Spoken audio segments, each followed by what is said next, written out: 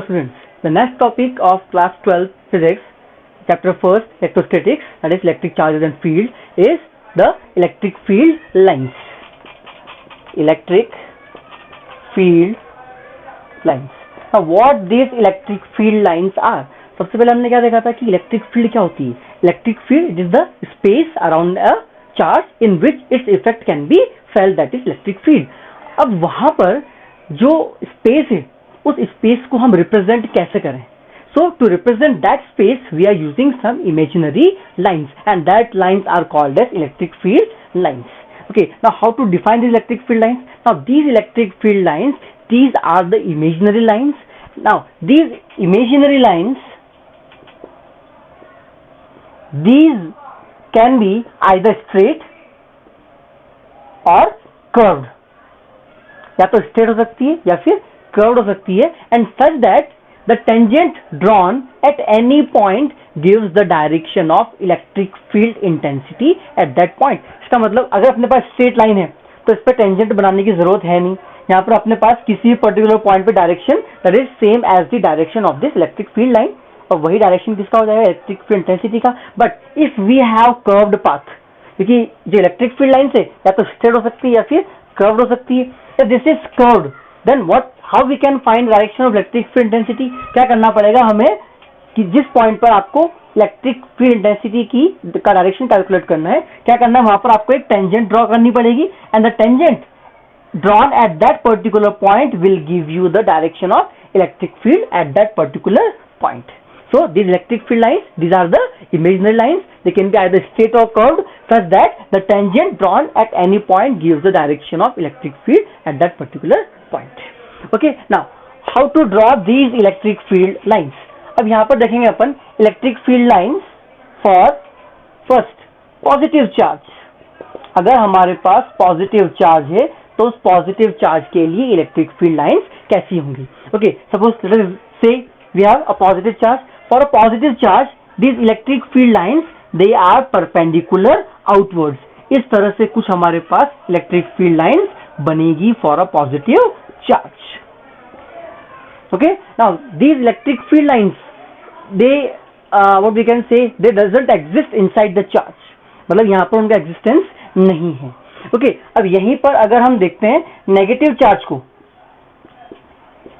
How we can draw the electric field lines due to negative charge. यहाँ पर हमारे पास क्या है? We have a negative charge. Like for positive charge if the electric field lines are moving perpendicular outwards, for negative charge they are moving perpendicular inwards. Okay, they are moving perpendicular inwards. यहाँ पर भी inwards और यहाँ पर भी inwards. So for positive charge they are perpendicular outwards, for negative charge they are perpendicular inwards. लेकिन यहीं पर अगर हमारे पास एक पॉजिटिव और नेगेटिव चार्ज दोनों हो, then how we can draw? Third one is for a system of opposite charge. मतलब हमारे पास दो चार्जेस हैं, एक यहाँ पर पॉजिटिव और एक यहाँ पर नेगेटिव. मतलब यहाँ पर इसको अपन मान लेते हैं plus Q minus q, and here we are assuming that the magnitude of both the charges are same but their nature is exactly opposite. Okay, अब यहाँ पर for positive charge क्या होगा? इलेक्ट्रिक फील्ड लाइंस बाहर की तरफ निकलेगी, और for negative charge they will move inwards. तो यहाँ पर हम एक दो लाइन और ड्रॉ कर सकते हैं. Now here these positive from positive charge these light these field lines they will move to negative charge. इस तरह से कुछ जाएगा यहां से, इस तरह से कुछ फ्रॉम पॉजिटिव टू नेगेटिव. अब यहां से पॉजिटिव चार्ज से बाहर इस तरफ भी जाएगी, यहां से और इधर भी जाएगी, इस तरफ, यहां पर इधर, और इस तरह से कुछ. It doesn't mean that here they are discontinuous. यहां पर ये पूरा कंटिन्यूअस होगी जहां तक कि वहां पर उसका स्पेस है, जहां तक कि वो फोर्स एक्सर्ट कर सकता है. सिमिलरली नेगेटिव चार्ज के लिए यहाँ पर अंदर की तरफ, और ये लाइट रेस जो इलेक्ट्रिक फील्ड लाइन यहां से आएगी वो इनवर्ड यहां पर आएगी. सिमिलरली इधर इनवर्ड, यहाँ पर ये और ये कुछ इस तरह से. मतलब अपने पास अगर दो ऑपोजिट नेचर के चार्ज है तो उसकी वजह से कुछ इलेक्ट्रिक फील्ड लाइंस इस तरह से बनेगी. अब यहाँ पर अगर अपने पास दो सेम नेचर के चार्जेस हैं, if we have the charges of same nature, electric field due to a system of two same charges, मतलब हमारे पास दो सेम नेचर के चार्जेस हैं और उनकी वजह से जो इलेक्ट्रिक फील्ड है वो किस तरह से बनेगी। इसलिए भी हम फर्स्ट केस ले लेते हैं, if both have same magnitude. अगर दोनों का जो चार्ज का मैग्नीट्यूड है अगर वो सेम होगा तब क्या होगा। Let us take here we have positive charge, यहां पर भी हमारे पास क्या है पॉजिटिव चार्ज। अब क्या होगा, यहां से positive charge electric field lines moves outwards, यहां से भी क्या होगा आउटपुट होगा। अब यहां पर अगर दोनों का नेचर सेम है तो यहां पर कहीं ना कहीं इन दोनों के बीच में सेंटर में एक ऐसा पॉइंट आएगा जहां पर रिजल्टेंट कुछ भी इलेक्ट्रिक फील्ड नहीं होगी, या फिर वहां पर अगर आपने कोई भी चार्ज रखा तो वो इक्विलिब्रियम में रहेगा, and that particular point is called as neutral point. That is called as neutral point. Okay, वहां पर कोई भी फोर्स नहीं लगेगा उस पर्टिकुलर चार्ज पर अगर आपने न्यूट्रल पॉइंट पर रखा तो। अब यहाँ पर for this positive charge electric field यहां से जाएगी और ये रिपेल होगी। रिपेल क्यों होगी, बिकॉज यहां से भी कुछ न कुछ इलेक्ट्रिक फील्ड लाइंस ये चार्ज प्रोड्यूस करेगा, and that's why there will be repulsion between the electric field lines due to the same charges. Similarly यहां पर भी क्या होगा, they both electric field lines will repel each other. यहां पर भी इस तरह से कुछ फील्ड बनेगी, यहां पर इधर से कुछ बनेगी इस तरह से। Okay, here you can write, you can draw here in this way. Okay, here also you can draw in this way. So these are the electric field lines due to same charges when the magnitude are same. So and the neutral point for the same magnitude charges will be always at the center. अब यहीं पर अगर अपने पास if will case take another case, if both have different magnitude, अगर दोनों का magnitude different है तब क्या होगा। Okay, now what will happen in that case? Let us assume कि दोनों में से किसी एक का जो चार्ज है उसका magnitude ज्यादा है। Suppose here let us take Q1, here let us take Q2, and we will assume that Q1 is greater than Q2. इसका चार्ज का magnitude ज्यादा है और चार्ज का magnitude कम है। तो हमेशा क्या होगा कि अगर यहाँ पर दो चार्जेस का मैग्नीट्यूड अगर डिफरेंट है तो ये जो न्यूट्रल पॉइंट है, this neutral point will always shift towards the charge of lower magnitude. जिस चार्ज का मैग्नीट्यूड कम होगा ये उस तरफ ये पॉइंट चला जाएगा। क्यों, because it have more magnitude, तो ये ज्यादा फोर्स यहाँ पर क्रिएट करेगा और ये जो पॉइंट है वो उसकी तरफ शिफ्ट हो जाएगा। बाकी जो इलेक्ट्रिक फील्ड लाइन है इसके लिए ये जो पहले हमने बनाई थी वैसा ही यहां पर भी रहेगा, but the difference will be only in the neutral point, that the neutral point will shift towards the charge of lower magnitude. In this way we can draw the electric field lines for the two charges having different magnitude. Okay, now अभी हमने electric field lines का जो structure देखा है यहाँ पर, लेकिन हमारे पास यहाँ पर कुछ इलेक्ट्रिक फील्ड लाइंस की प्रॉपर्टीज भी होती है। Okay, so here we will see properties of electric field lines. इसकी हम कुछ properties देख लेते हैं। Okay, now first property we can say that electric field lines, you can say, starts from positive charge and ends at negative charge। ये हमने देखा कि हमेशा ये पॉजिटिव चार्ज से ओरिजिनेट होती है और हमेशा नेगेटिव चार्ज पे जाकर खत्म हो जाती है। ओके, अब इसका एक और इंपॉर्टेंट प्रॉपर्टी है that electric field lines are discontinuous. अब this discontinuous is very important. यहाँ पर डिसकंटिन्यूअस का मतलब क्या होता है कि यहाँ पर जैसा भी मैंने इससे पहले बताया था कि दे doesn't exist inside the charge, मतलब वो पॉजिटिव से नेगेटिव तक तो जा रही है लेकिन वापस से नेगेटिव से पॉजिटिव पूरा एक कंप्लीट लूप नहीं बना रही है। सो डिसकंटिन्यूअस मतलब क्या होता है, you can say they don't form closed loop, ये क्लोज लूप नहीं बनाती है। Okay, now third point we can say that the tangent drawn at any point gives the direction of electric field intensity at that point. जो भी starting में हमने देखा था कि अगर वो इलेक्ट्रिक फील्ड लाइन कर्व्ड है और किसी भी पॉइंट पे हमको इलेक्ट्रिक फील्ड इंटेंसिटी का डायरेक्शन निकालना है तो क्या करना पड़ेगा, हमें वहां पर एक टेंजेंट बनानी पड़ेगी और जो डायरेक्शन उस टेंजेंट का होगा वही डायरेक्शन किसका होगा, इलेक्ट्रिक फील्ड इंटेंसिटी का होगा. Next, two electric field lines can never cross each other. मतलब दो इलेक्ट्रिक फील्ड लाइंस कभी भी आपस में क्रॉस नहीं करेगी ना. इसको हम कैसे देख सकते हैं कि suppose for example let us assume कि दोनों इलेक्ट्रिक फील्ड लाइंस क्या हो रही है, आपस में इंटरसेक्ट कर रही है. Let us assume for the time being, मतलब एक इलेक्ट्रिक फील्ड लाइन कुछ इस तरह से है और एक इलेक्ट्रिक फील्ड लाइन कुछ इस तरह से. मतलब ये ए बी एक इलेक्ट्रिक फील्ड लाइन है और सी डी दूसरे इलेक्ट्रिक फील्ड लाइन है. इस पर्टिकुलर पॉइंट पी पर क्या है, वो दोनों क्रॉस कर रही है. अब अगर ए बी के लिए मुझे इस पर्टिकुलर पॉइंट पी पर इलेक्ट्रिक फील्ड इंटेंसिटी का डायरेक्शन निकालना है तो क्या करना पड़ेगा, यहाँ पर मुझे एक टेंजेंट ड्रॉ करना पड़ेगा. Now for that tangent this E1 is the direction of electric field. Similarly जो CD इलेक्ट्रिक फील्ड है उसके लिए मुझे अगर पॉइंट P पर इलेक्ट्रिक फील्ड इंटेंसिटी का डायरेक्शन निकालना है तो क्या करना पड़ेगा, यहाँ पर एक टेंजेंट ड्रॉ करना पड़ेगा. So this tangent will give you the direction of electric field intensity at that point. अब यहाँ पर क्या है कि एक पर्टिकुलर पॉइंट पे इलेक्ट्रिक फील्ड के डायरेक्शन कितने हो गए, 2. तो क्या ऐसा पॉसिबल है कि किसी एक पर्टिकुलर पॉइंट पे इलेक्ट्रिक फील्ड के लिए दो अलग अलग डायरेक्शन हो? नहीं, which is not possible. That's why we can say two electric field lines can never intersect each other. Okay, now here one more important property of electric field line is that they exert lateral pressure due to repulsion between charges. मतलब अगर अपने पास दो charge है, ये same nature के charge है, positive positive, तो यहां पर क्या होगा, दे एक्सर्ट लेटरल प्रेशर. मतलब ये इलेक्ट्रिक फील्ड लाइन है और ये एक इलेक्ट्रिक फील्ड लाइन है, तो दोनों के बीच में कुछ एक लेटरल प्रेशर लगेगा.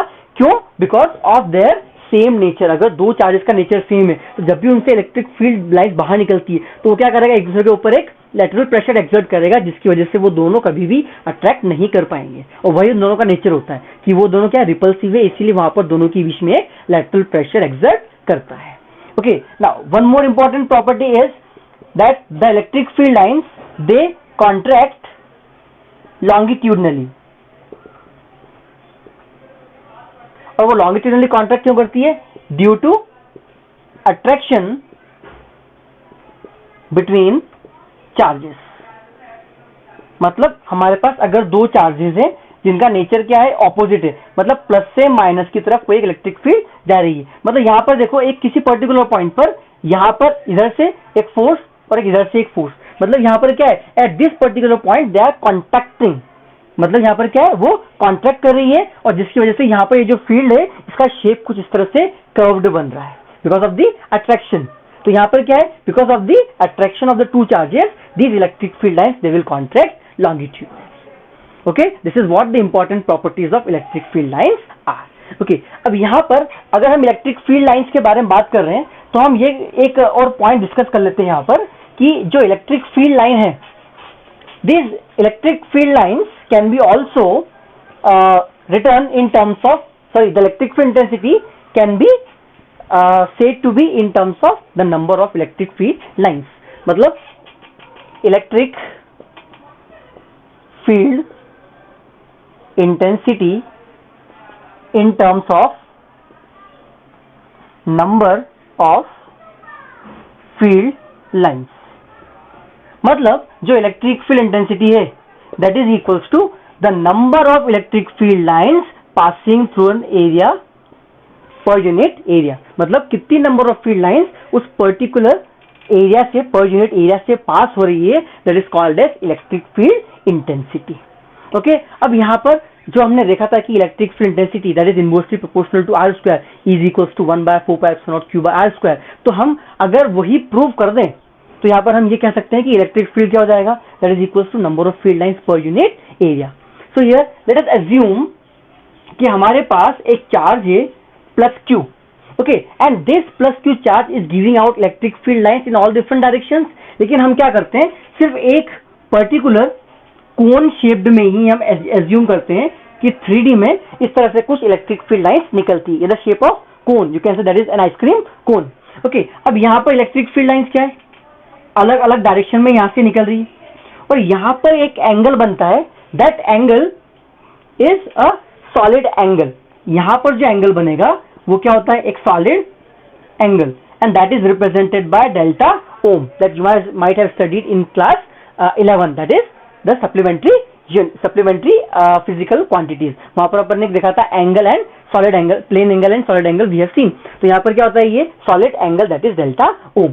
अब यहां पर क्या एज्यूम करते हैं कि let us consider one area here, it's the centre point, और यहां से यहां तक ये जो डिस्टेंस है, let us consider that distance to be R1. क्या कंसीडर किया अपन ने, डिस्टेंस R1 यहां से यहां तक, और ये जो एरिया है इस एरिया को कंसीडर कर लिया अपन ने delta S1, the complete area. Similarly जब हम इसको आगे एक्सटेंड करेंगे तो यहां से यहां तक एक और एरिया हम कंसीडर कर लेते हैं, इसके यहां पर सेंटर तक. This area is delta S2, और इस पॉइंट से लेके टोटल यहां तक की डिस्टेंस, जो सेंटर तक की डिस्टेंस है, इस डिस्टेंस को हम मान लेते हैं यहां पर दैट इज R2. अंडरस्टूड. एक कोन है यहाँ पर, ये जो प्लस क्यू चार्ज है इससे इलेक्ट्रिक फील्ड लाइंस बाहर निकल रही है. हम लेकिन क्या कंसीडर करते हैं, we are only considering the electric field line which are coming out in the form of cone. उसका एक थोड़ा सा हमने हिस्सा यहाँ पर ले लिया. अब यहां से यहां तक एक पर्टिकुलर एरिया कंसीडर करते हैं. उस एरिया की वैल्यू कितनी है, डेल्टा S1, और इस सेंटर से लेके यहां तक डिस्टेंस कितनी हो गई, R1. सिमिलरली दूसरा एरिया कंसीडर किया, दैट इज डेल्टा S2, और यहां से यहां तक डिस्टेंस कितनी हो गई, R2.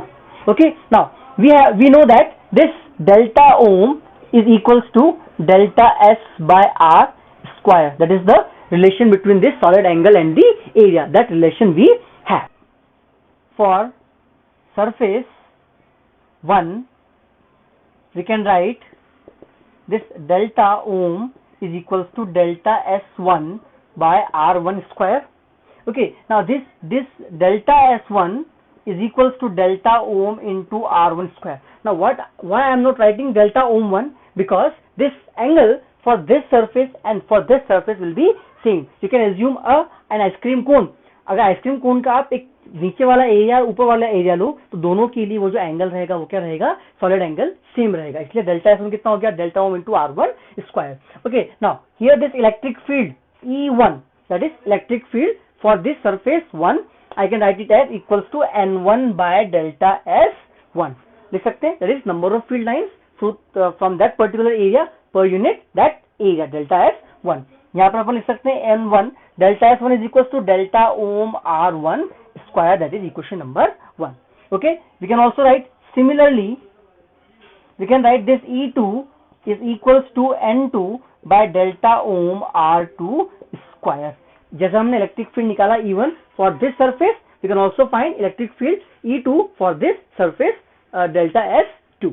Okay, now what we will do, we can divide equation 1 by 2. तो कितना हो जाएगा ये, E1 by E2 is equals to N1 by delta ohm R1 square into delta ohm R2 square by N2. delta ohm cancel हो गया, कितना हो गया, E1 by E2 is equals to N1 by N2. Now what this, N1 by N2 into R2 square by R1 square. Now N1 is the number of electric field lines passing through this area per unit area.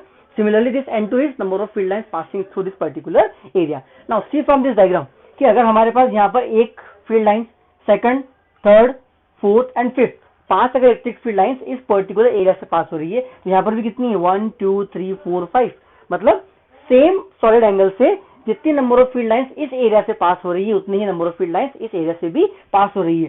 So we can write this N1 is equals to N2. तो number of field lines अगर same है then what we can write this E1 by E2 is equals to R2 square by R1 square. मतलब यहाँ पर अपन लिख सकते हैं E is inversely proportional to R square, मतलब the electric field intensity at any point is inversely proportional to square of the distance between them. This what we have seen in the initial definition of electric field. What E is equals to 1 by 4 pi epsilon naught Q by R square. तो यहाँ पर भी वही अपने पास relation निकल कर आता है। इसका मतलब हम कह सकते हैं कि जो भी इलेक्ट्रिक फील्ड है उसको हम number of field lines passing through पर यूनिट एरिया, उसके टर्म में भी इलेक्ट्रिक फील्ड इंटेंसिटी को डिफाइन किया जा सकता है। Thank you.